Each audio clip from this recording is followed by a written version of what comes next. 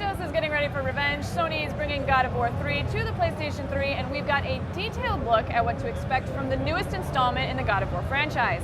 Dave is here along with Stig Asmussen from Sony's Santa Monica Studios to take us through Kratos' assault on Olympus.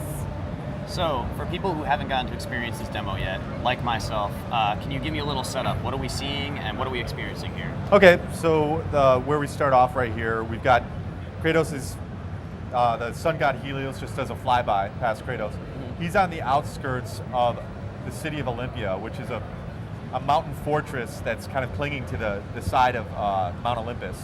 And right now he's being attacked by Zeus's own army of Olympus, which is a legion of undead fiends. And they're out basically on the manhunt for Kratos. And they've decimated this city. They pretty much carved up everybody looking for him. So what few stragglers we'll see around, like civilians later on in the demo, they're just basically casualties of this great war. It's really the greatest war the world has ever seen, and that's kind of the setup for this demo. For the game, it pretty much picks up where God of War 2 left off. We've got Kratos riding on the back of Gaia with an army of Titans by their side, scaling Mount Olympus, going right to the heart of where Zeus is, and that's the Palace of Olympus and the rest of the gods. He's brought these Titans back from the dead, and there's going to be this huge battle. That's how we start the game off. This demo takes place about 3 hours into the game approximately. Great. So I've already seen a lot of the gory combat that you can expect from God of War. Let us know how this game is going to differ, or how we can expect to see some of the same great similarities, not that there's anything wrong with that, from the God of War that we've seen in the past. In terms of gore? In terms of combat, in general. Well, in terms of combat, I mean, he's still, first thing you're going to notice, you pick up the controllers, he plays just like Kratos has always played in the past. He's got new moves.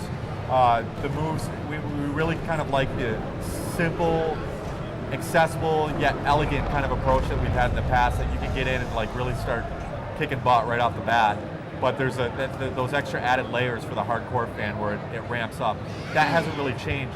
The actual types of moves have changed, but they still play very much into Kratos' personality, and he's always going to look for the quickest way to kind of get rid of an enemy. If that happens to mean that he's going to rip the enemy's guts out, Kratos decides that's the way to do it. That means it's the best way to do it. Cool. So I noticed that, in the ones past, there's always been kind of like special combat moves and things of that nature as far as like combos. Right. You got any new ones in this at all? Well, one of the newest features that we have right now is L1 circle actually gets us into a combat grapple. He's going to do it right now. With the Harpies, that actually gets you into the riding sequence. Ah, I see. And now we actually have full control over the Harpy for a limited amount of time. Kratos, with each stab, he's actually propping the Harpy to go further. Exactly. And then after a certain amount of time, the Harpy kind of gives up, and Kratos is forced to jump off. So here we can do Harpy to Harpy. But L1 and circle, like the combat grapple, can be used against normal enemies. And with the blades, what that does is actually, you'll throw the blades out and launch yourself towards that player. So whether they're up in the air, you can launch yourself up in the air, you can battle the guy a little bit, and then throw him back down at a guy that's on the ground and get back into the fray of the fight below.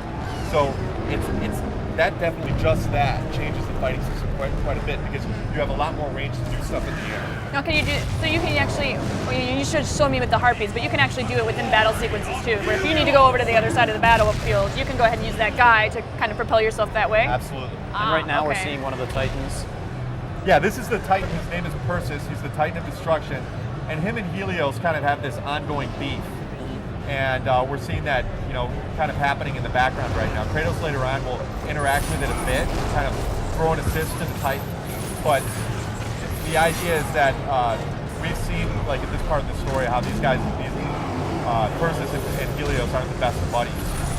And at this point right here, Perseus, in this particular battle, will end up getting the upper hand.